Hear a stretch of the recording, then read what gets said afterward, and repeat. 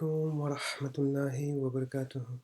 Okay guys, my attention's just been drawn to this particular upload. It's how to fake an alien invasion. I think it's we're going to watch it together, Allahu alam.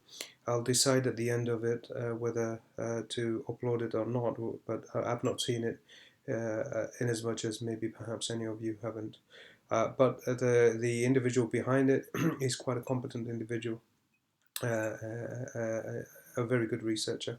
So let's see what he's put together anyway, and then I'll decide at the end of it, inshallah ta'ala, whether I should upload it and whether it's something of benefit or not.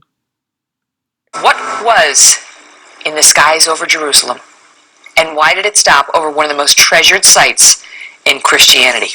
Okay guys, now I've mentioned previously that they seem to be doing this PSYOP and these extraterrestrial kind of, and I want you guys to research this, draw a line under it, score a line under what I'm saying. Now at the London Olympics, I basically forecasted that they were going to stage an extraterrestrial contact during that time, at least some sort of a UFO appearance. And believe it or not, lo and behold, that's exactly what happened. Don't take my word for it, just look it up. A UFO at the London Olympics. So I mean, it seems like key stages, key events. For instance, we had the recent recent launch of the satellite, I think was for Facebook. Again, they're all part of the same structure, and it's part of the script, but they need the whole PSYOP to unfold as though they were naturally occurring events and nothing instigated. So in that, when you've got the world looking and watching your, I guess, the activity, they take that as an opportunity to push their agenda, and you'll find that the rocket for launch just exploded from nowhere. They couldn't explain why that happened. But what we found in slowing the frame down is that there was an unidentified flying object hovering around that rocket, and then lo and behold, after a certain instance, the rocket before launch had exploded.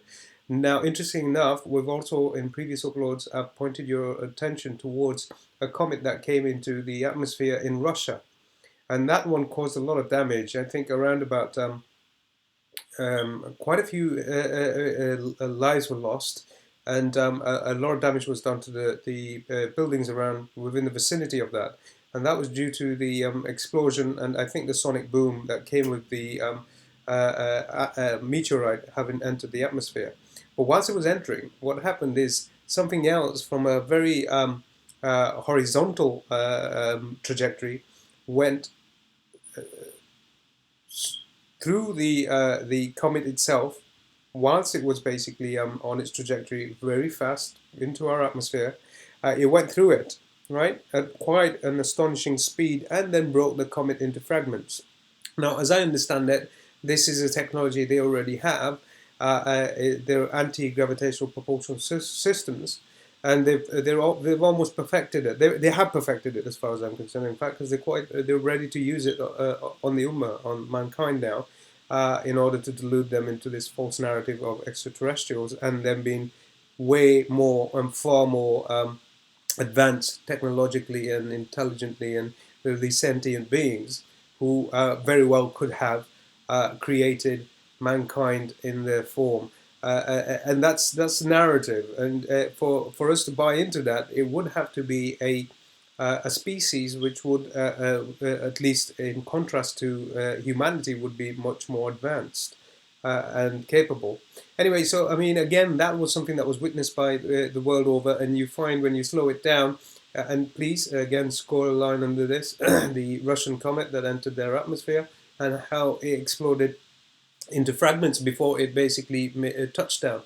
And again, there was rumors going around that aliens have protected humanity, and they have been. There are watchers, the sky watchers, and again, it all goes back to the sky gods, and then the whole narrative about the Sumerian tablets and Babylonia and ancient Egypt, and all of it's connected. But what we're looking at right now on the screen is an event that occurred in Israel over the Dome of the Rock. And again, score a line under this and look it up, guys. It's very important. And this is why I'm trying to draw the attention of the ulama, simply because if you look at the pattern on where it's being done, you'll see right now as well in war-torn countries, these sort of events are occurring. But they're basically, there are psyops on a micro level, which are for the individuals within that vicinity, and then there's stuff done on a macro level as well. And on the macro level, it's almost done to draw in huge swaths of demographics. For instance, you've got Christianity here, who will be drawn in by this. You've also got the Jewish faithful here who would be drawn in by this. And then you've got the Muslim faithful who would be drawn in by this as well. And it's the same kind of pattern, the same kind of signature where you see this orb, this sort of a light that basically suspends in thin air and then just shoots up vertically into the heavens. And you've got this happening on the Dome of the Rock, and it was recorded by maybe around about 6 different accounts from 6 different angles, as well as one of the security cameras in Israel. This kicked up quite a lot of fuss. But again, what they'll do is just literally tease their audiences with it and then phase it out. And this is how the psyops basically work, and they do it incrementally. And you'll see these sort of things happen world over in different locations. But this is one of note and something that should concern us, at least as Muslims in Islam, simply because it certainly does not marry itself with our beliefs, right? And what the kalam of Allah subhanahu wa ta'ala has clearly mentioned and stated to us, and the hadith, the sahih hadith of our beloved Prophet sallallahu alaihi wasallam. For those of you who don't understand what hadith means, it basically means the spoken word, the actions, or those actions of the Prophet Muhammad, peace be upon him, sallallahu alaihi wasallam, that he did not, he remained silent about when it was acted upon by his companions. So it's almost like an approval of them. And those have been documented. I mean, no individual in the world has been as carefully, whose lifestyle has been so carefully documented and safeguarded and kept. There isn't an individual that exists historically. And everything that he, peace be upon him, sallallahu alaihi wasallam, said for Muslims, and because their primary source is the kalam, is the word, is the Quran, the holy text of Islam, is the primary source. And in that very clearly, Allah subhanahu wa ta'ala, God, the creator of me, you, all of mankind, everything that exists, has clearly stated in his words, وَمَا يَنْتِقُ عَنِ الْهَوَىٰ إِنْ هُوَ إِلَّا وَحْيٌ يُوحَىٰ, that the Prophet Muhammad sallallahu alaihi wasallam does not speak of himself, but that it's inspired to him, and this is by Allah subhanahu wa ta'ala. So for us, we basically take the hadith, the word of the Prophet sallallahu alaihi wasallam, as the living, breathing example of what the word of Allah subhanahu wa ta'ala is in the essence of a living human being. Okay, and we basically use it to interpret what the word of Allah subhanahu wa ta'ala, of God, means in context.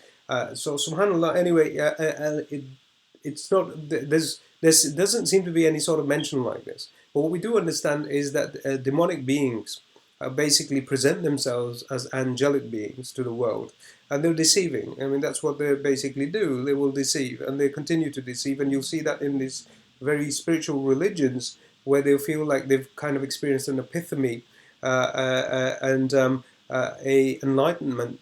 And most often than not, the common thread seems to be that they were basically visited by a very bright light, a being, an angelic being, and then you get different extensions to that particular experience, whether it be Scientology, whether it be Buddhism, whether it be the tapping into your chakras and into your third eye, and then other kind of um,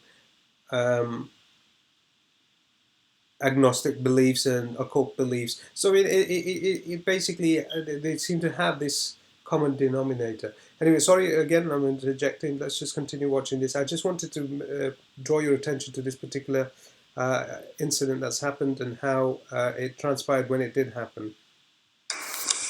We bring you this special radio television broadcast in order to give you the very latest information on an amazing phenomenon. The arrival of a space ship in Washington. The Army has taken every precaution to meet any emergency which may develop. Just a minute, ladies and gentlemen, I think something is happening.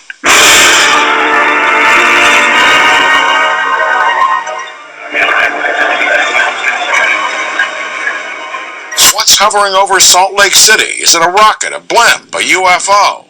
Former government UFO expert is warning that Britain is wide open to alien visitors and that the consequences of not monitoring extraterrestrials could be huge. Nick Pope, who resigned from the Ministry of Defence UFO project, says the department looking into UFOs has all but closed down, and despite a high number of credible sightings. Let's speak to Nick Pope. He joins us both in the studio. We want to meet this guy. Joining us now, our team leader James Fox, one of the nation's top UFO experts, and Aaron Ryder, who is in charge of Tech and Recon for the series. Good morning to both of you. Good morning. Is it a ufologist? Is that what the actual... So they say. Okay. EWA 517, do you want to report a UFO? Over. 901. Negative, we don't want to report. Aries 31, do you wish to report a UFO? Over. We want to report one of those either. Aries 31, do you wish to file a report of any kind? Over. I wouldn't know what kind of report to file, sir. Aries 31, me neither. I'll try to track traffic to destination. Over. While the family knows their story sounds out of this world, they are convinced they witnessed a close encounter and will be keeping a watchful eye on the sky. I think we're definitely believers now. Sorry, my mistake. No, this is clearly a subject that is propounded time and again ad nauseum in the establishment mouthpiece media.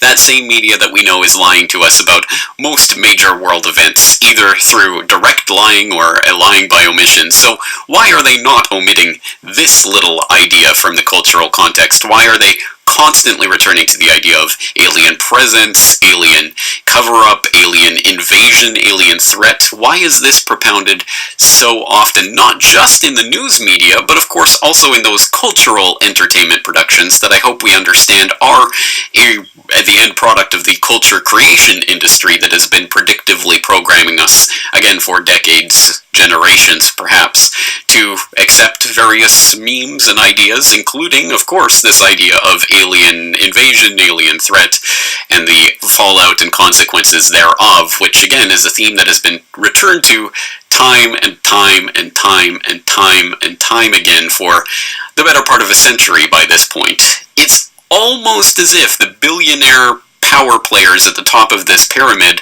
are actually connected to an idea to implant this idea of alien invasion in the public consciousness for the purpose of manipulating public opinion.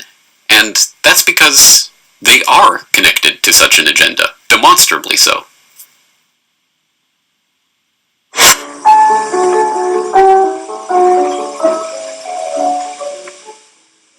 Ladies and gentlemen, here is the latest bulletin from the Intercontinental Radio News. Toronto, Canada. Professor Morris of Macmillan University reports observing a total of 3 explosions on the planet Mars between the hours of 7:45 p.m. and 9:20 p.m. Eastern Standard Time. This confirms earlier reports received from American observatories. Now, nearer home, comes a special bulletin from Trenton, New Jersey. It is reported that at 8:50 p.m. a huge flaming object, believed to be a meteorite, fell on a farm in the neighborhood of Grover's Mill, New Jersey, 22 miles from Trenton. The flash in the sky was visible within a radius of several hundred miles, and the noise of the impact was heard as far north as Elizabeth. Orson Welles' War of the Worlds. Never before had a radio broadcast provoked such outrage or such chaos. Upwards of 1 million people convinced, if only briefly, that the United States was being laid waste by alien invaders, and a nation left to wonder how they possibly could have been so gullible. By 8:15 Eastern Time, telephones were ringing madly all across the country as concerned Americans tried to determine the whereabouts of relatives, worn friends and acquaintances, and most of all, corroborate what they were hearing. A what? Wait a minute.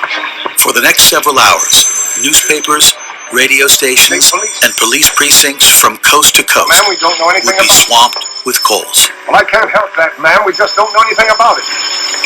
Well, did I say something about a quiet Sunday evening? What's going on?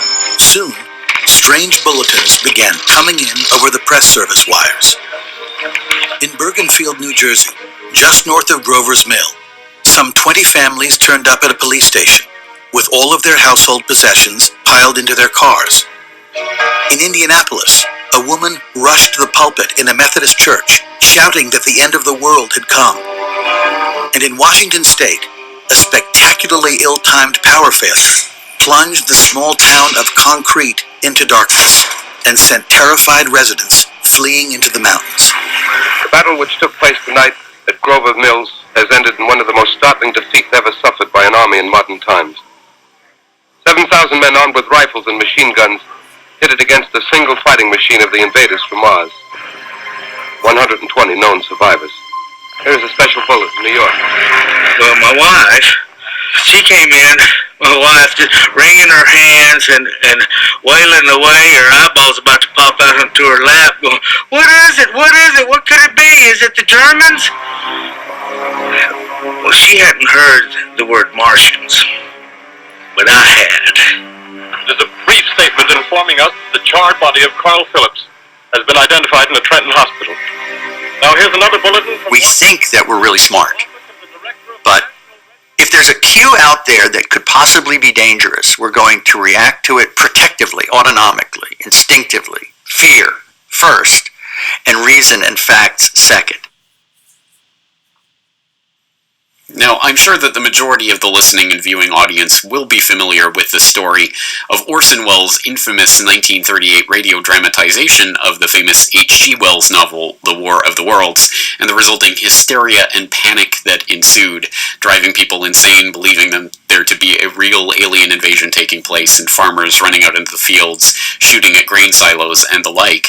And that story is a fascinating one for a number of reasons, namely because it is a confluence of different events in world history at that time that had a very interesting and profound effect on shaping an entire field of study.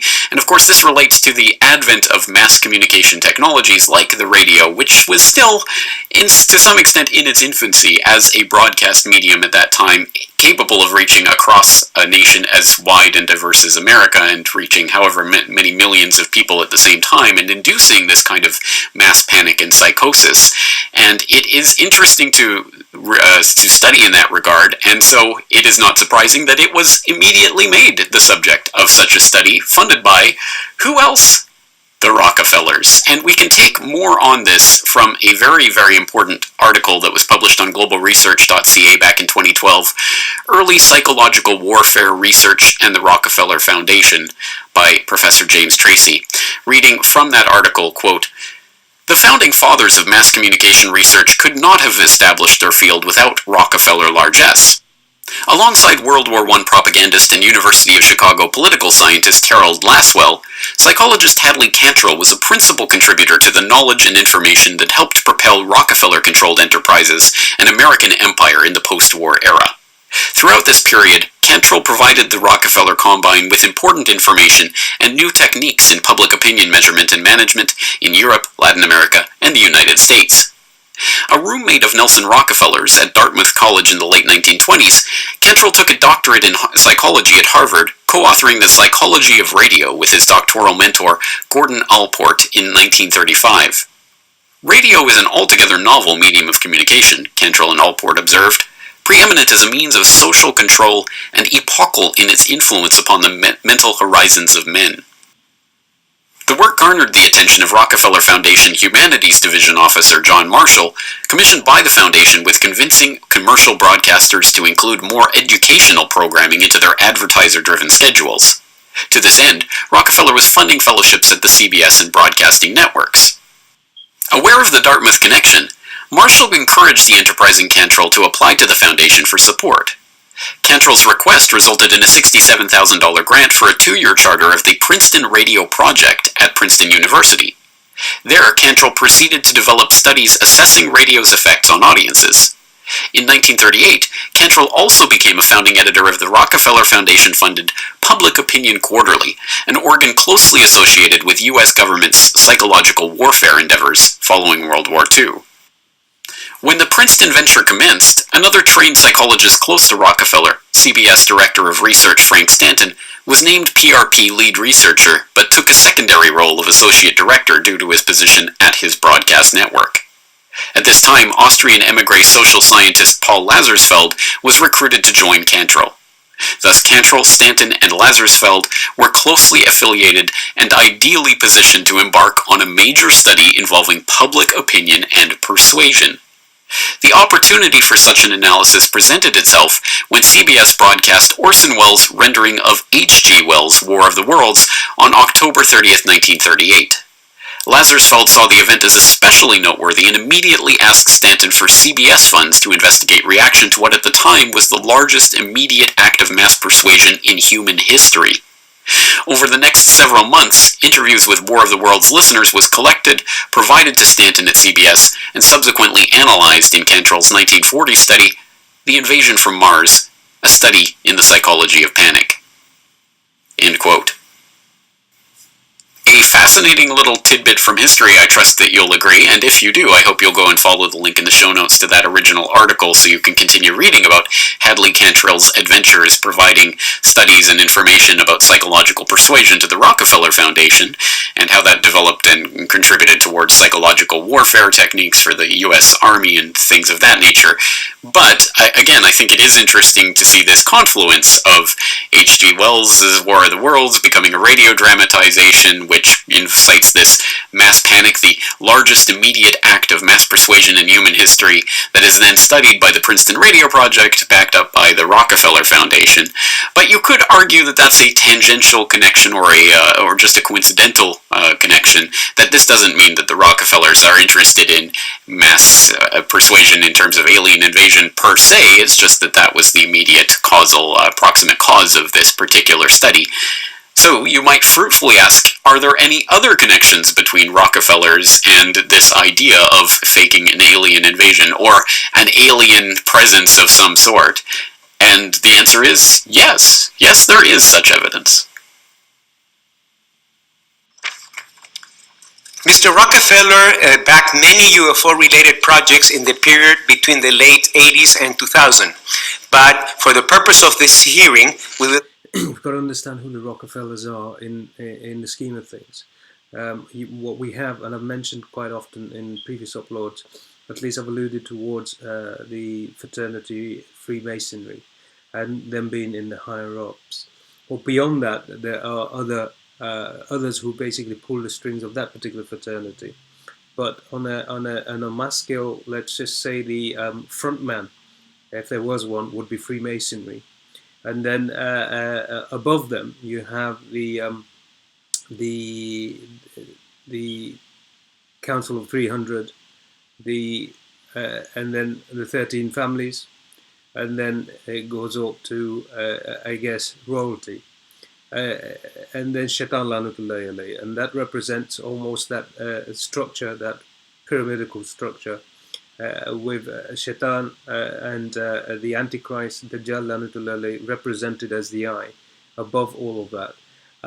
So I mean, the Rockefellers seem to fall into this very influential family, at least in the States, and a very rich one at that, who have been working in close collaboration with the Rothschilds. And for those of you who know a little about them, you'll at least know that they're touted as the richest family in the world, with a wealth that's far more substantial than any country has.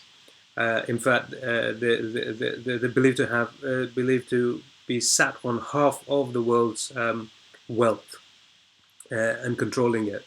They certainly are spearheading the central banking systems worldwide. There's only a couple of countries left now which don't seem to have a central bank. Any others, I'd straight away, I mean, that's my litmus test, to be honest with you, for any country and its government. is to basically see if they have a central bank there, simply because the central bank is totally functions in contradiction and in contrast to the model given to us in Islam, which is hinged on Sunnah currency. And Sunnah currency is basically the dinar and the dirham. The dinar and the dirham, for the layman who may not understand historically what that was, they were precious metals, gold and silver. This since the I guess the American dollar was for a short period of time was backed against gold, and then they basically made a conversion from gold to the petrol dollar, and gold has almost kind of been phased out of the monetary system. It's going to make a huge comeback very soon. The moment they actually collapse the economy, but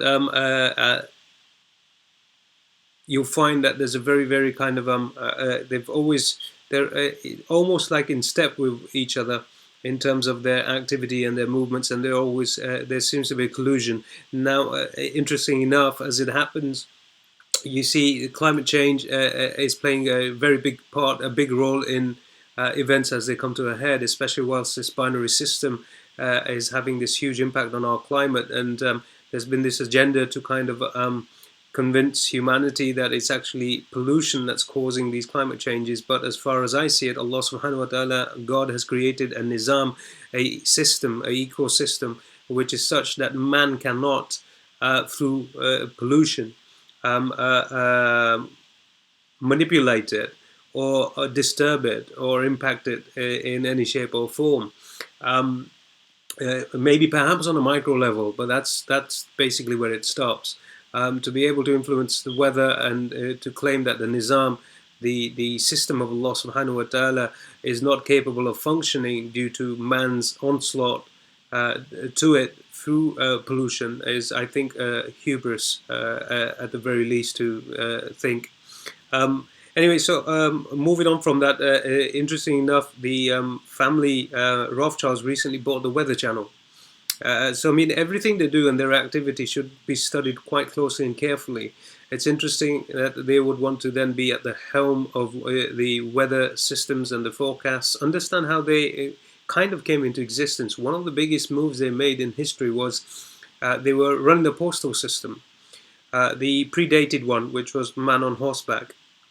And they were the source to go to if you wanted to send a message from one location to another. Now, turns out that World War II hadn't ended just yet, and they spread rumors in the London Stock Exchange that the Nazis were about to win and then occupy London and the UK. What resulted was I guess a selling panic, and they bought the shares to gold and the stock markets at a penny a dozen. And then later on, lo and behold, the actual news was, in fact, that they were victorious. But again, that was even financed by them, interesting enough. So, I mean, there's the Hegelian dialectic for you, if there ever was one.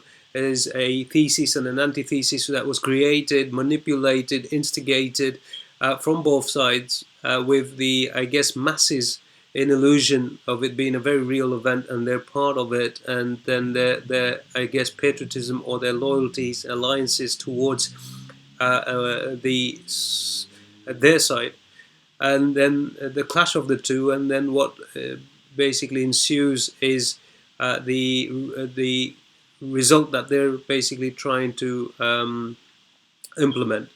And that's it certainly resulted in them at least harnessing and a lot of and monopolizing a lot of their influence and power and monetary power and influence over the world, and then I guess the rest is history. You can it's something worthwhile studying if you haven't studied it. But I mean, the guy just mentioned the Rockefellers, and again, I understand them to fall into these families at the top, running the shadow government. Concentrate on his political initiatives in these areas. Lawrence Rockefeller's first forays into ufology started sometime in the late 80s through Dr. Cecil B. Scott Jones, a parapsychologist and former U.S. Navy commander who had worked as naval attaché in Asia and at the Naval Scientific and Technical Intelligence Center.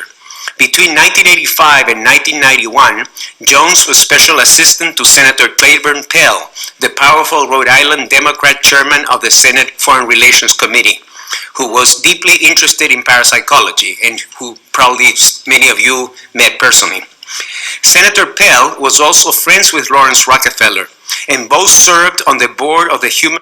These are not conspiracies, by the way. These families have signed their souls away to the devil, as it were. Their alliances is with a darker force. And this is why they enjoy the power that they continue to enjoy. It would literally disgust you to the stomach if you studied the kind of activities of these so-called families and what they do. Potential Foundation, a small think tank launched in 1989 in Vienna, Virginia by Jones to conduct, quote, research into all conditions of humankind, physiological, psychological, and spiritual. Many of the papers released by the White House OSTP come from Scott Jones, who knew Dr. John Gibbons, a physicist who worked for many years as director of the Office of Technology Assessment for the U.S. Congress and was appointed in 1993 by the Clinton administration to direct the OSTP. What was the exact turning point of Lawrence Rockefeller's evolution from a general interest in consciousness studies into the specific area of UFOs and extraterrestrial intelligence is still unclear. But the end of the Cold War and the arrival in Washington of a younger generation represented by Bill and Hillary Clinton are key factors. He felt the time was ripe for a new and fresh approach into an area that had been previously dominated by a Cold War mentality.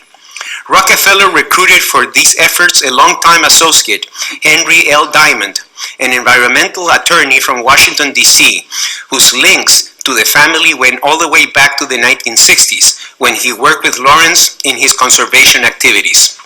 Diamond also knew John Gibbons, and so he was the right person to make the first contact with the OSTP chief when he sent a memorandum on March 29, 1993, requesting a meeting. And I'm quoting now the first paragraph. Lawrence S. Rockefeller, who is a leading U.S. conservationist, businessman, and philanthropist, is anxious to have a brief meeting with Dr. Gibbons to discuss the potential availability of government information about unidentified flying objects and extraterrestrial life. As one who has had a long-time interest in environmental and spiritual issues, Mr. Rockefeller, with other leading citizens, is planning to make an approach to President Clinton on this subject. Environmental and spiritual issues. Environmental, because they've understood this binary system to be on its approach for the last 50 to 60 years and understood the connection that most likely and very possibly exists between this star and previous nations that were destroyed through the asbab of this star, the azab of Allah subhanahu wa ta'ala, when they had rebelled against Allah subhanahu wa ta'ala, against God. And examples of that, one example at least I could highlight is the floods of Noah alayhi salam, Noah. Again, it's hypothesized that it's very possible that this star had come into our system during its orbit, return on its orbit, and it's returned again right now as well. Due to whatever proximity we had during its passage and its trajectory back out again, it caused the floods of Noah alayhi salam, and this is again claimed in the Jewish Torah that God had moved a star in the heavens which caused the floods. Allah subhanahu wa ta'ala knows best, but again it seems that this star was used as an asbab historically, so you find this momentum to kind of again divert our attention from the extreme weather changes on Earth, and being able to connect it with maybe possibly other celestial bodies and their gravitational and magnetic influence on us, causing those weather anomalies and this extreme kind of weather pattern, as well as these earthquakes and eruptions and landslides, and stopping the public consciousness at pollution and climate change, so that we don't go beyond that and connect the dots and look for another cause. And also, he's mentioned spiritual. Again, certainly they'll take an interest in that as a family, simply because of their loyalties, and the whole point is to harvest as many souls as you can. This is basically at the crux of what Shaitan Lanutullahi alayhi is doing. It certainly doesn't care for finance, doesn't care for power over humanity, doesn't care for any of these things that we as human beings, may Allah subhanahu wa ta'ala guide us, may God guide us, covet. It's at the center of our hearts, when in fact that should be the very least of our concerns, to be honest with you. We're here to tarry a reality, and that reality we're here to recognize our Creator, and then please our Creator by virtue of following the instructions given to us by His messengers, may peace be upon them all, as they basically graced mankind through history, and the message that they brought with them, which was the oneness of our Creator, a monotheistic Creator, one Creator, and the message of the messengers along with that reality. So that's basically the purpose of humanity. But Shaitan Lanutullah Ali is hell bent, as it were, in trying to ensure that you kept as far removed from that reality as much as possible. In every shape or form. It doesn't matter what you believe in. Don't forget, the truth is only one, and then you've got 1,000 other alternatives. Okay, it's a difficult road, and all Shaitan has to do is have you basically diverted towards any other alternative other than the one truth, right? And his mission, as it were, is basically accomplished, which is to keep you away and divorced from the truth, your Creator. And so long as he does that, so I mean, taking an interest, and I mean paying a very, very, very close attention to the spiritual aspect of beliefs, and then how to then manipulate and coerce humanity, and push those sort of agendas through different regions and religions, and then again, it's all tying it all into this one universal religion that they're working towards, which is this doctrine, this pure Luciferian doctrine, as Albert Pike mentioned in his letter to Mazzini about how they intend to enact World War I, II, and III upon the Ummah. So I mean, again, it's these guys. They're not. I mean, they come across as philanthropists, but believe you me, there's something very, very dark at the heart of what they're doing and what they're trying to achieve and what they're taking an interest in. We, as again, our ulama, our scholars, really want to pay attention to all of this. It's very important. They are scheming, they are planning, and as an ummah, we need to become muhtar. We need to become attentive. Subhanallah, Muslims, mashallah, Allah subhanahu wa ta'ala, by virtue of our deen and our beliefs and our amal and our lifestyles and our choices, when we're aligned to our article of faith, the kalima la ilaha illallah Muhammadur Rasulullah sallallahu alayhi wasallam, and everything it encompasses, Allah subhanahu wa ta'ala, then subhanallah, the Muslims are given, firasa and basira, and the further away we are from it, the more we're plugged into the left brain, as it were, rather than the right brain. Okay, and the right brain allows us to basically see through our heart, the reality of the world and what's going on, and what the schemers are scheming. You'll be able to recognize it. You'll be able to see it and feel it and sense it. And subhanallah, our ulama are certainly there, mashallah. They were basically at the they're basically uh, at the zenith of that, subhanallah. And I understand that they're basically, subhanallah, very, the times. Well, there's not enough time in the day. They have their commitments are just unimaginably overwhelming, but we don't want to shift our eye on what these dark forces are doing as well, so that at least we have something in place where it can be rolled out on the Muslim Ummah, on humanity, so that they can see and learn and understand what these dark forces are doing and how they're dividing humanity in every sphere. Either it's through isms, whether that would be racism or all the other isms that exist, or whether it's just dividing countries through patriotism. Again, you've got isms there. It's basically it's a huge chess game, and we seem to be like they seem to have the upper hand over the Ummah, sadly. I mean, you take a look around you and you'll see that. That's all of humanity.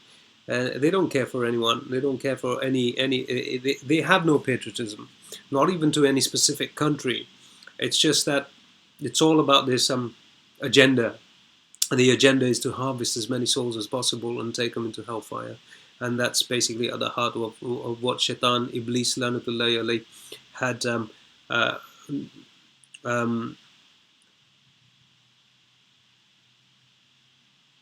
threatened that he would do to humanity during his tenure here with humanity on earth, is that basically he will harvest those souls, right? So I mean, that's basically at the heart of it, nothing else. It's not finance, it's not power, it's nothing else. It's disconnecting insan, humanity, from their creator. Anyway, sorry guys. I invite all of the political media, all media in general, but certainly the political media, to look at the Rockefeller Initiative. It is one of the great stories in American history. It's one of the great political stories, certainly of this or any other time. It is filled with amazing people who are still around and still very powerful. At the time that Rockefeller approached, through his attorney, President Clinton, one of his very key advisors was John Podesta. The chief of staff at the time was Leon Panetta. The wife... Have you noticed the names now? Clinton and John Podesta. Now, sorry guys, I'm sorry to interject, but I've got to show you this document at the same time. I downloaded it just recently. It was sent to me by a very good researcher onto my desktop. Let's see if we can find it. Hold on. Sorry guys, just bear with me.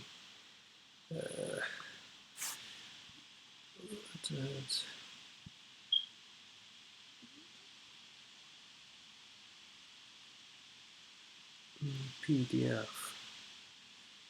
holographic technology, maybe not. Hold on, let's just go to downloads, process, don't get hooked by.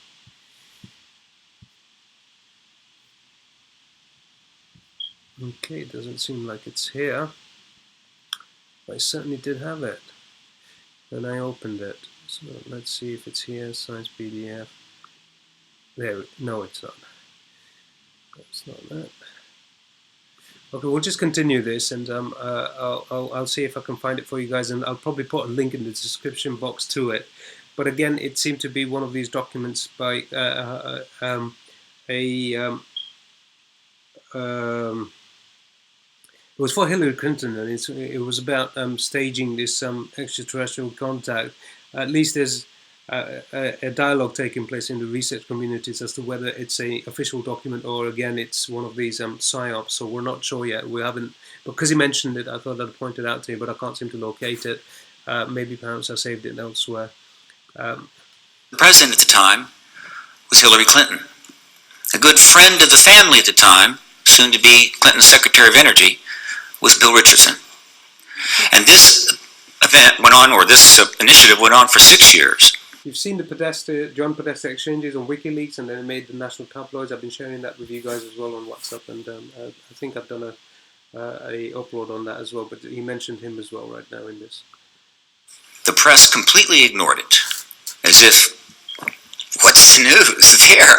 It's just a billionaire Rockefeller trying to get the president to release all the files on this phenomena, possibly put a letter into every newspaper in the country, and release, and basically, in the truth embargo. There's no news there.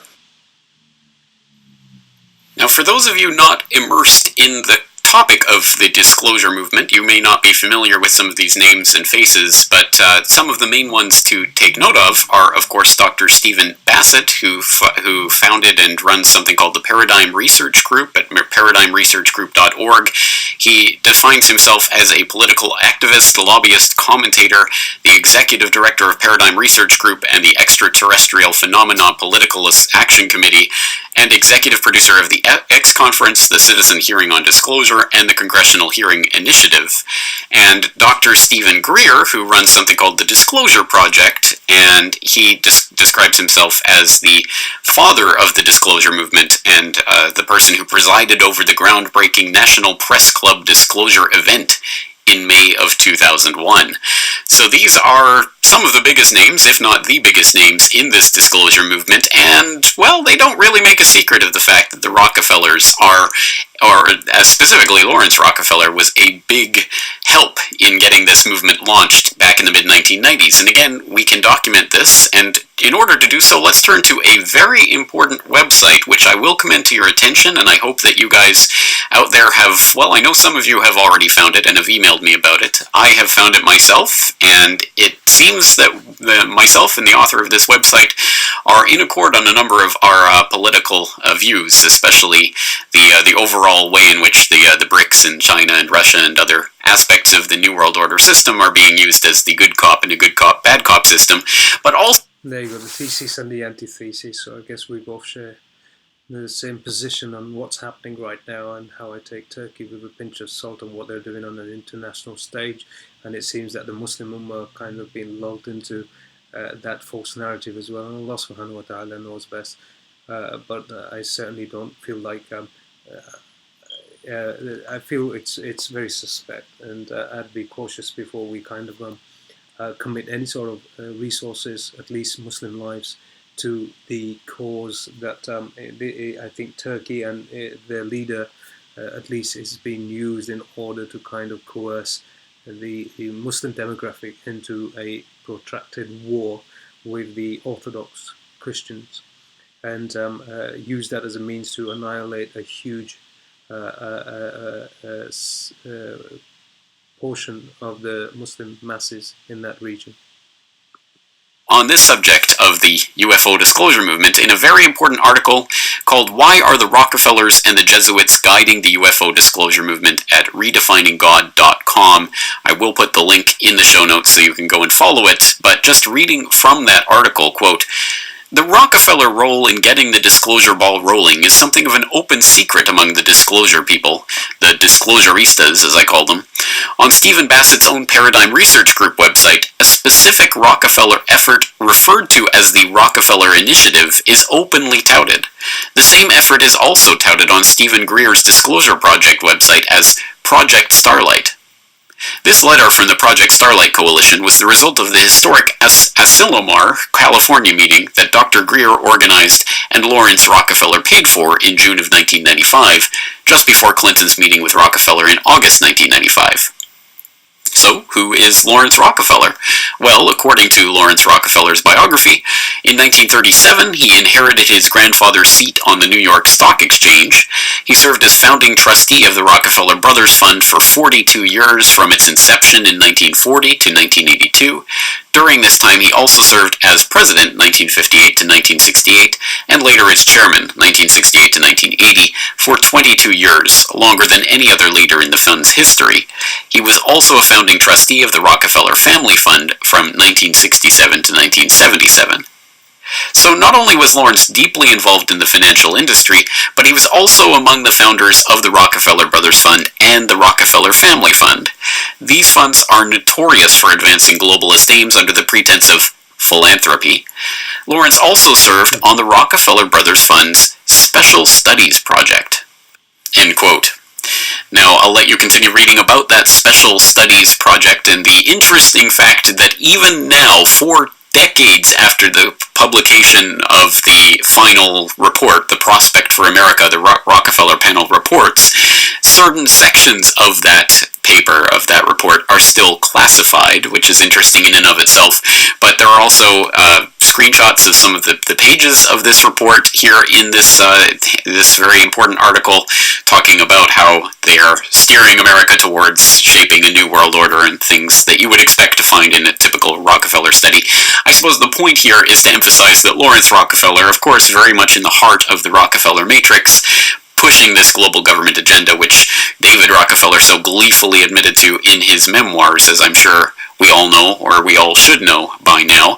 And I would again suggest you go to see this original article, if for no other reason than to click on such things as the Rockefeller Initiative or the Disclosure Project's own Project Starlight page, where you can browse through and see all of the main characters who are connected through this initiative that ran from 1993 to 1996, including, of course, President Clinton and Lawrence Rockefeller, along with Hillary and Dr. John Gibbons and John Podesta and Vice President Al Gore and all this other cast of Congress critters and very unsavory characters, including, of course, Dr. Stephen Greer, the aforementioned father of the disclosure movement. And again, all of these letters are archived here online, so you can go and read through them all, and the various correspondence between some of the players, including Lawrence Rockefeller and John Gibbons and Lawrence Rockefeller and the Clintons.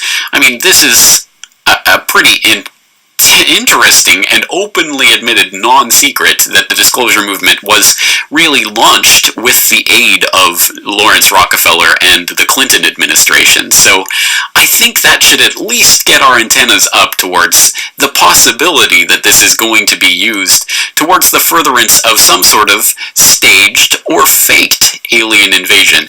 Now that, again, sounds like an outlandish prospect to those poor souls coming in from mainstream media land who are just landing on this site randomly. I hope that you will be able to at least appreciate that there might be a reason why the very rich and powerful and well-connected would be interested in doing something as ridiculous and outlandish, I agree with you there, as staging some sort of alien threat, alien presence, whatever it may be.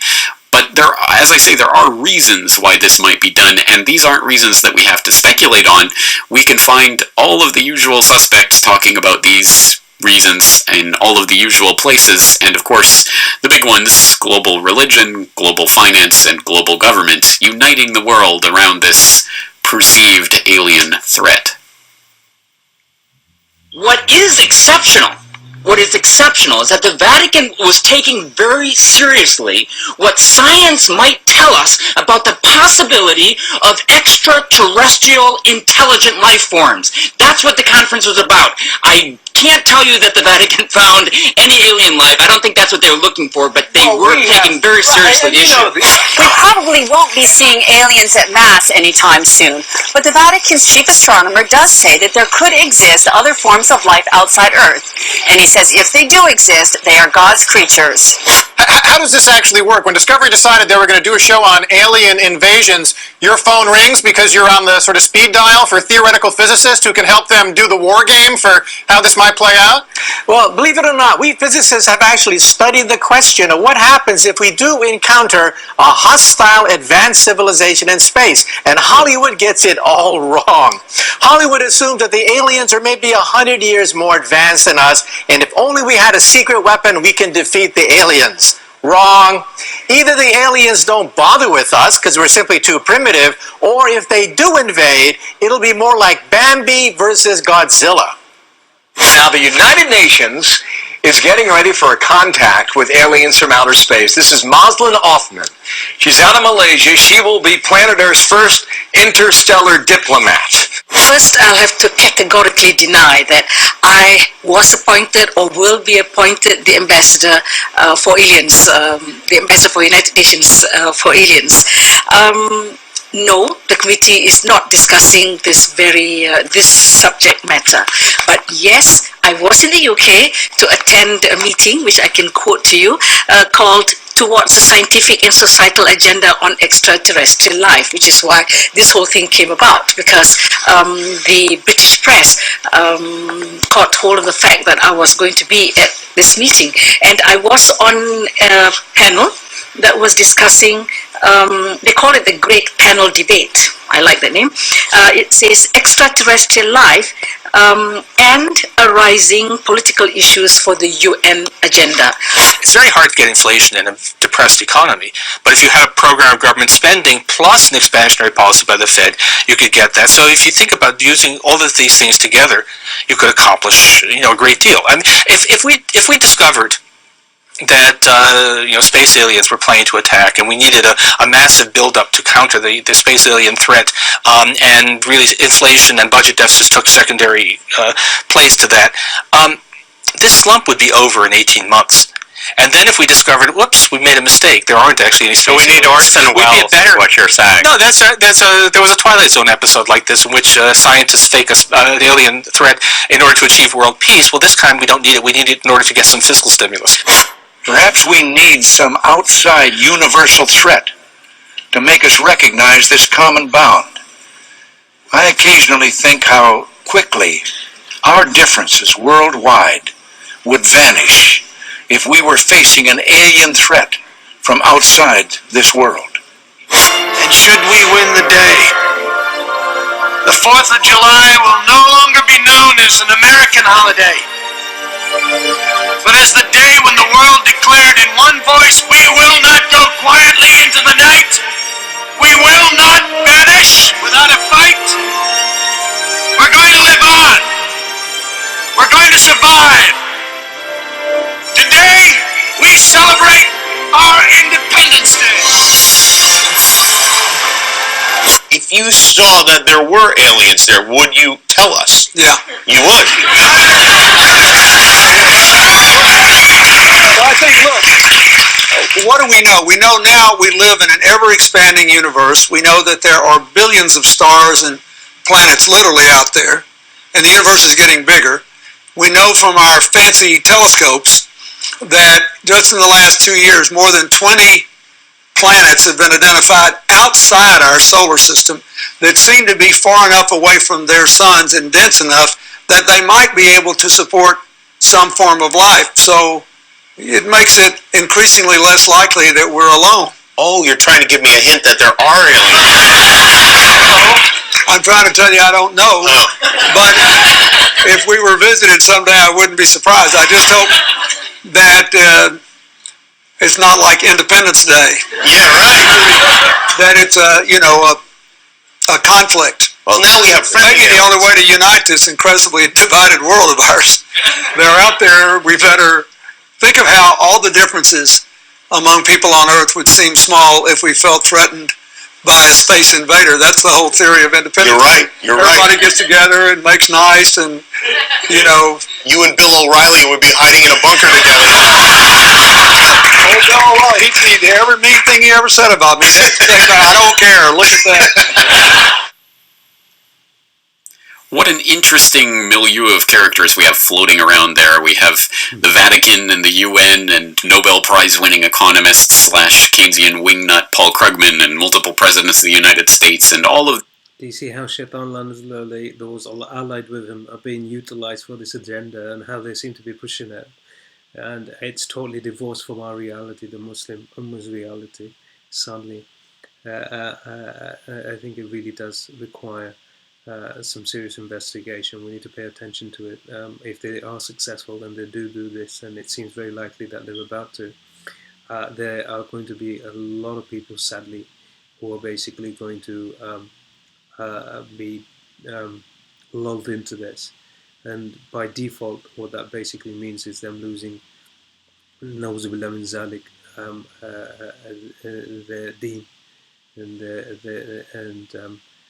exiting from their beliefs, their iman. So Allah subhanahu wa ta'ala protect us. But again, I think that this is a very genuine possibility that's on the horizon, and they're scheming to unfold on the ummah.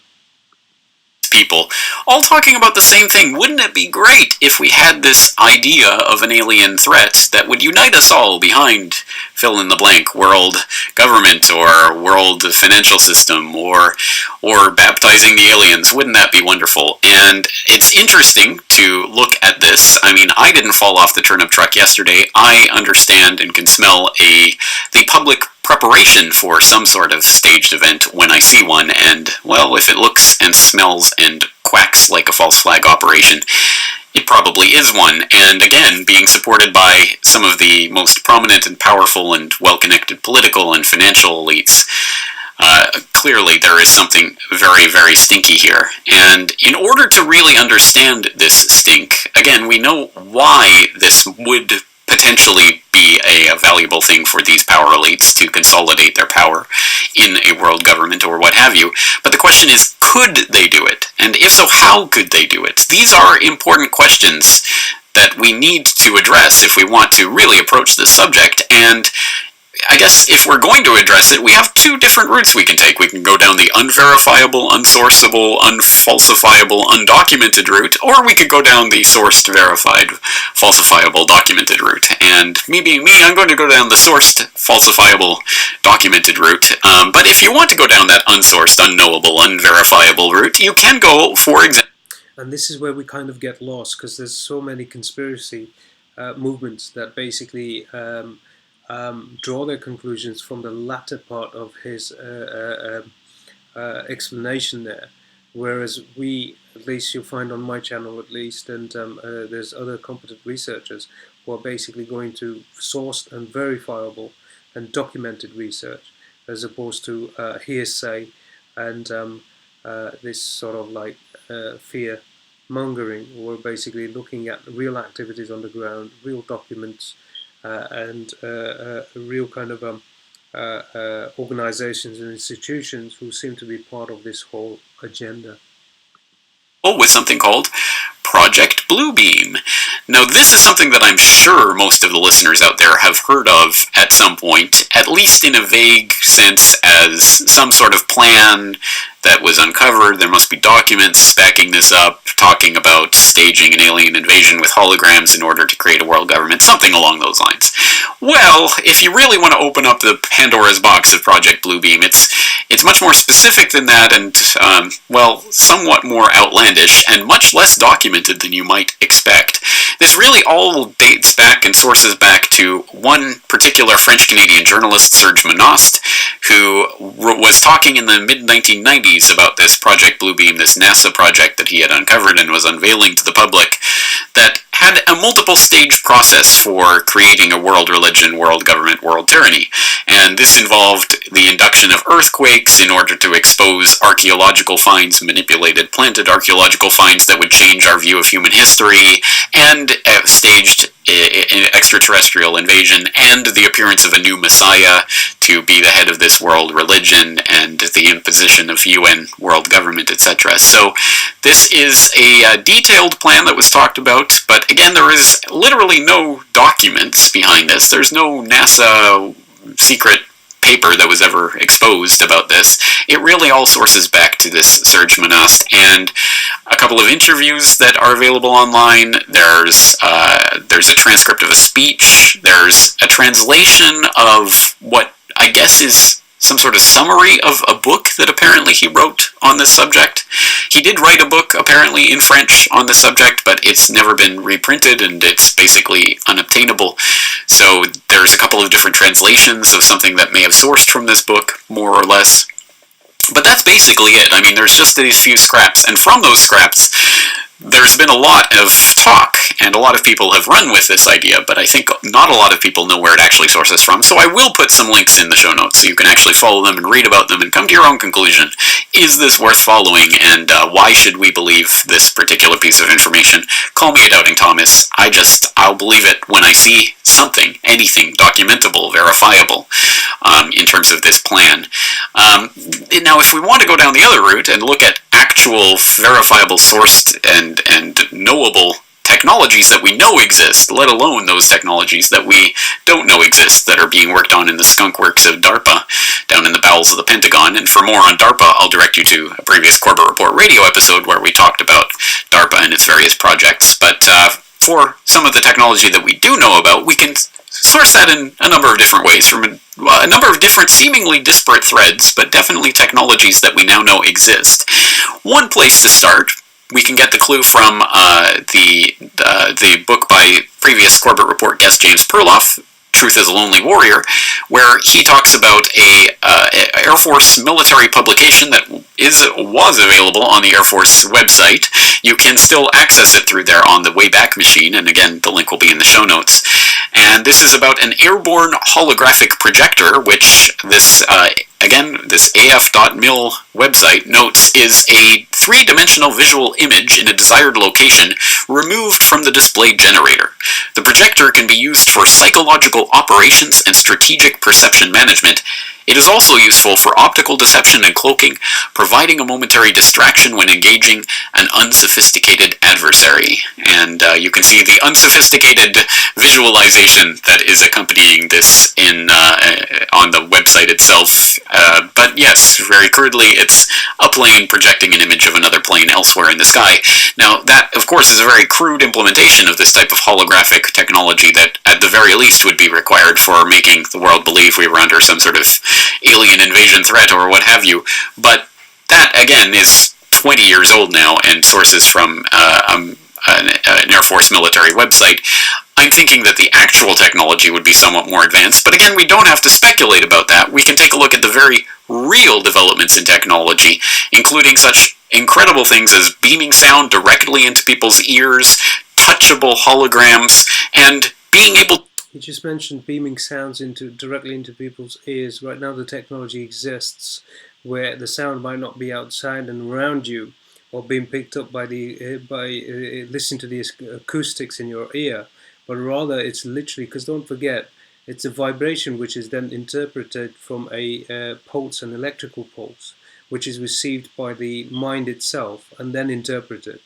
So the sound is just a vibration of the bone which is picked up, and that then sounds a pulse, an electric pulse to your brain, and then that's interpreted into the sound. Right now they can literally just tap into your brain and the particular cortex and create that sound, so you're hearing it internally. Subhanallah. That technology already exists. Please scroll line under that and see. And again, you can understand the sort of things Dajjal, Lanatullahi alayhi, the Antichrist, will be able to do, and this is by virtue of technologies that he will have access to that are being crafted, perfected, and used in black psyops, so that they can basically tweak it and perfect it further for his use, Lanatullahi alayhi, when he arrives. And then you can see why they would use that technology, where they would basically claim divinity, and certain things would be said and heard by individuals in their mind. Subhanallah. So may Allah subhanahu wa ta'ala protect us. But this is the sort of stuff that's been, again, I don't want to be a fearmonger, I really don't. But on a very, very, very sober and a very adult level, a grown-up level, a mature level, these technologies do exist. They have been perfected. And there's no reason to suggest why they wouldn't use it if they were looking to stage a extraterrestrial contact, followed by the grand arrival and the revealing of the Antichrist, messianic type of figure, to the world on an international stage. And not only do they need all these I guess, gadgets and tricks up their sleeve, but they also need humanity to experience a psychological trauma, which would then create an induced state which would be far more susceptible to these kind of illusions and tricks. And that, I believe, is going to be done in conjunction with World War III, as well as the economic collapse. And even man-made diseases. So I mean, I don't want to sound like, the harbinger of bad news, but genuinely, the research is certainly suggesting that all of that seems to be on the cards and on the horizon very soon. And Allah subhanahu wa ta'ala knows best. And this is why I'm stressing that our ulama need to look at this. It's not just a conspiracy theory. It genuinely isn't. And I guess time will reveal the truths to this. But as we're moving further and further, the narrative in the PDF science seems to be getting stronger and stronger as well. Manipulate people's perceptions and incite fear and panic through brainwave technology. The ultimate weapon in the info war would be so secret, so invisible, so undetectable, you would never know your mind was under attack. They're actually using these technologies right now, and they're actually that's why the illness of schizophrenia seems to be so heavily funded and supported. I understand that they're actually using this technology in pockets of different locations on different individuals worldwide, where they're basically almost transmitting these sounds and these voices into their heads. Right? They're basically guinea pigs. They're experiments. They don't care for them. They're using them in a covert kind of black op on these individuals. Some of them may have genuine a genuine illness. Some of them may very possibly be possessed by an entity, and in dialogue with that entity in their mind. But I certainly think that there's a huge group of these individuals who are considered so-called schizophrenics, who are being basically used as guinea pigs for this technology by the elites. And Allah subhanahu wa ta'ala knows best. At Laurentian University in Ontario, Canada, a young student is about to undergo one of the strangest experiences of her life. They're hooking Denise's brain up to an electroencephalograph, or EEG machine. For 30 to 40 minutes, this will monitor her brain waves, while these electric coils attached on either side of her head will immerse her brain in an electromagnetic field. Her brain actually completes the circuit between the two coils. The field pulsing through her brain is less powerful than one given off by a digital clock radio, but acutely controlled and focused at specific parts of the brain, it will open Denise's mind to outside suggestion by this man. Try to do a switch to see its right left hemisphere. Use your final temporal. Dr. Michael Persinger is a professor of psychology and neuroscience. He is designing ways to put the power of mind control to good use. Dr. Persinger's research focuses on brain trauma, and he uses carefully controlled doses of electromagnetic radiation to induce relaxation and alleviate pain. So what Sandra did was to initiate a opiate releasing pattern. That's a burst firing field that is stimulated once every 4 seconds, and that produces relaxation and a very pleasant sensation. Similarly, using the appropriate fields, we can induce fear and apprehension, but clearly that would be unethical in that setting. Dr. Persinger's tests suggest that carefully programmed electromagnetic frequencies can tap into individual brains and influence people's emotions. Now just imagine how much they must have perfected this technology, and how useful it would be to the Dajjal Lanatullahi alayh, the Antichrist, to influence the psychological condition of humanity using this technology as and where he chooses to. to manipulate insan, humanity. The cognitive processes of the human brain are really quite simple. And if you understand how they work, you can make entire populations think and decide the manner in which you wish. Many experts are skeptical of such an Orwellian scenario, but Persinger thinks the implications are chillingly real. Suppose you generate a field that produces fear, fundamental fear, in large numbers of people. And then, over the television, more traditional ways, you say, the reason we're having this fear is because of this particular group. And now you start to... Now this is why the zikr of the heart is so important, especially for Muslims, subhanAllah.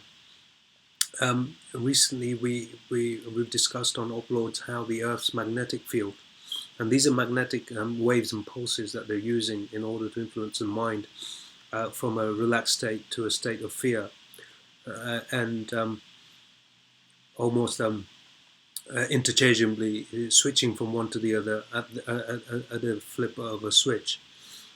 So I mean, they understand the relationship and the influence that a magnetic field has on an individual. And the Earth has one as well at its core. That recently collapsed.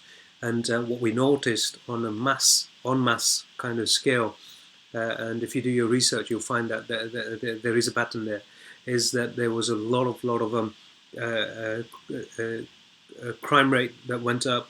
There was a lot of anxiety. A lot of people suffered like acute headaches, depression, and those that were depressed were feeling even worse off. And that's because of the relationship that we have with the Earth's magnetic field as human beings. And this is the nizam and the system of Allah subhanahu wa ta'ala. We also have one as well. And this is what I was referring to, the importance of zikr. The heart, subhanAllah, is a muscle. And that muscle, if you study the Trojan energy source, and I've discussed it in numerous uploads previously as well, that again, that's another aspect to insan Allah subhanahu wa ta'ala has created, and it's another aspect to the heart. And the heart, basically, as it beats, it gives off this magnetic field.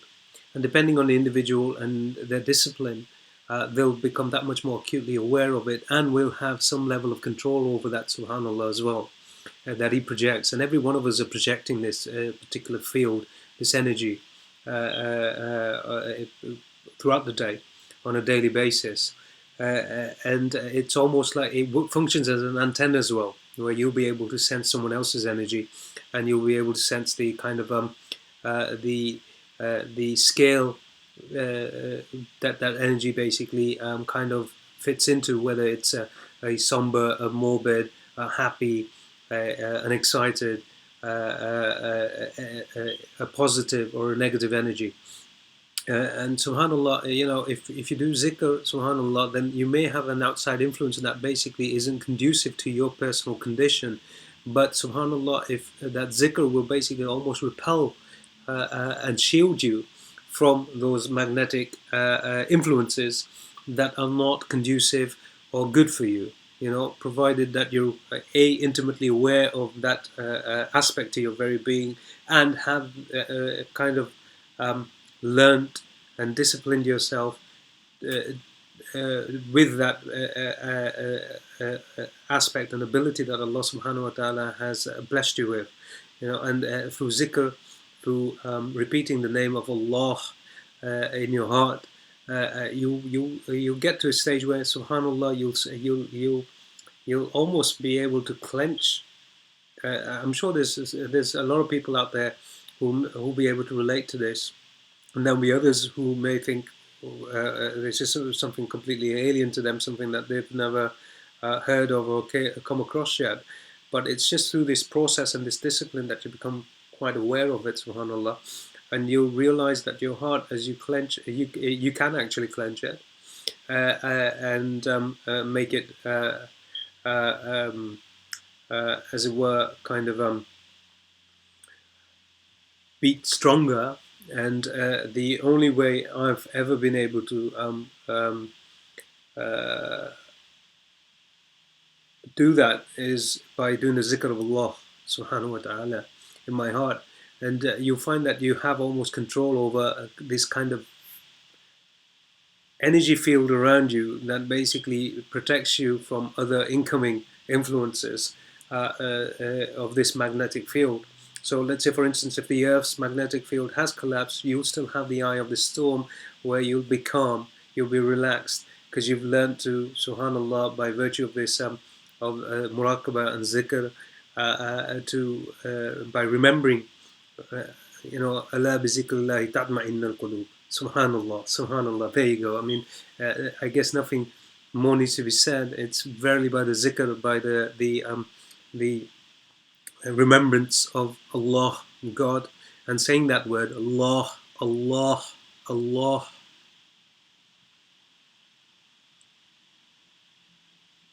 in your heart, that you can find contentment of the heart. And don't forget, the heart is where the soul resides, and the heart is basically the nucleus to oneself, and it's this particular part of the body that has the most importance. And this is where Allah subhanahu wa ta'ala, if there was ever a vessel where Allah subhanahu wa ta'ala would reside, would be in a pure heart. Subhanallah, this is why this discipline and the tazkiyah of the heart is so important, where we basically remove ourselves from want, from lust, from desire. And it's when you get to this stage, subhanallah, then Allah subhanahu wa ta'ala becomes your eyes, right? Becomes your ears with which you hear, becomes your feet with which you walk. And it's not in the literal sense, but it's basically Allah subhanahu wa ta'ala then guiding you. And your hearing, your seeing, your walking, all of that it's in line with the pleasure of Allah subhanahu wa ta'ala. So I mean, the importance of zikr is it's I can't really stress the importance of that. Population believing in a direction that you wish. To influence 250 million people, the equivalent of the entire population of the United States, may not be that difficult.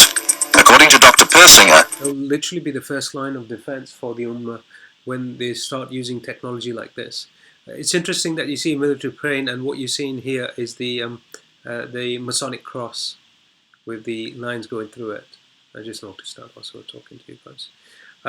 So yeah, the first line of defense, back to something far more important, is the when they're using this sort of technology, is to have your own kind of force field, as it were, that protects you from these sort of like magnetic pulses. Don't forget, even a dog whistle, it's such a high frequency that only a dog can hear it, because they've got the ability and the sense to pick that up, that frequency.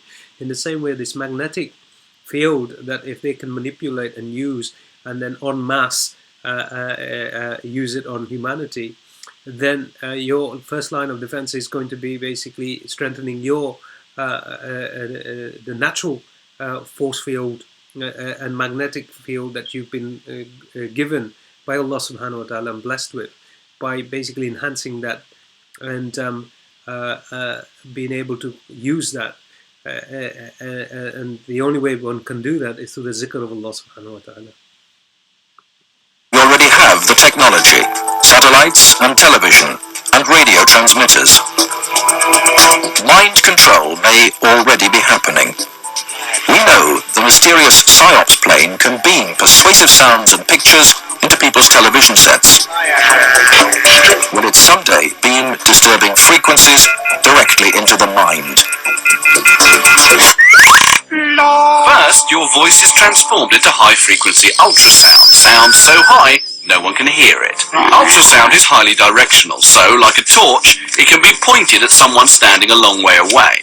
Although they cannot hear the ultrasound, it causes secondary vibrations in the air around them, and it's that sound the person hears. So if you imagine you're in a room and I shine a flashlight at you, it's very bright for you, but it's very dark for everybody else. Much the same way, the audio spotlight creates a very narrow beam of sound that you can shine at a listener. They hear it very clearly, and it doesn't create noise that might bother other people in the same space. Researchers at Tokyo University have come up with a technology that is a first and significant step away from the mouse and keyboard, touchable holograms. Up until now, holography has been for the eyes only, and if you try to touch it, your hand would go right through. But now we have a technology that also adds the sensation of touch to holograms. Now look, I'm not necessarily saying that there's going to be a staged alien invasion tomorrow and that we should all be concentrating on this, nor am I saying that there is no such thing as alien life in the universe. I would be shocked, flabbergasted if there was not, and whether or not it's visiting Earth, well, what do I know? How do I know? I mean, I haven't seen it myself, but does that mean it doesn't exist? Well, of course not. This certainly is James Corbett's own opinion. My opinion is that alien life does not exist, and certainly if there's people out there who think it's hubris for me to believe so, I don't, because this is in line with Quran and Sunnah, in line with the beliefs of Islam, and we only understand that there are three, there are other alams, right, that exist, but the one that will concern humanity and impact humanity during their tenure in alami wujud, during their earthly life, is of three types. There is the angels, the angelic, the demonic, as well as the jinn. Sorry, let's not call them demonic, because there are good jinn and there are bad jinn, just like there are good humans and there are bad humans. And then you've got angels who are just good and pure and innocent. So there's these three that will impact humanity and their reality during their tenure on Earth. And Quran and Sunnah are very clear about that.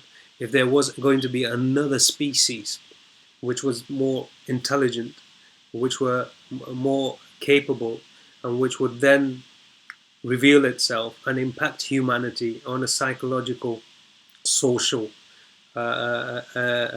physical and a spiritual level, then our beloved Prophet Muhammad Mustafa sallallahu alaihi wasallam would not have omitted it. This is a very, very clear position I'm taking on this issue, and very adamant on. I certainly am just applying logic to the situation, that it wouldn't have been possible that my beloved Prophet Muhammad Mustafa sallallahu alaihi wasallam, may peace be upon him, would not have illuminated that particular topic if it would have influenced his ummah in any shape or form, and maybe detract them from the pure belief, deen, religion that he brought with himself for humanity as a mercy to mankind. I certainly, it just basically conflicts with that. It contradicts that, and I know that there are no contradictions in anything that my beloved Prophet Muhammad Mustafa sallallahu alaihi wasallam said and brought with himself. I'll let you guys, you're grown-up boys and girls out there, I'm sure you can decide for yourself on things like that, but we should know that there is a coordinated plan or an agenda in place to capitalize on such things as fake alien invasions that is being funded and promoted by the financial power elite at the top of the pyramid, and is being promoted and pushed out into the cultural sphere by the politicians and economists and the Vatican and the UN, and then underneath them the culture creators in the entertainment industry, to prepare the public for such a possibility. And we should be on guard against such manipulations. And this is what I'm trying to draw the attention of our beloved ulama to, and this is what we need to be studying and looking at very seriously, because genuinely, you're basically the vanguards of Islam, of Deen, you're the protectors, and there seems to be a real threat hanging on the horizon towards not just Muslims but humanity, and this fake universal religion, and that they seem to be looking to bring about, using this as a platform to do it.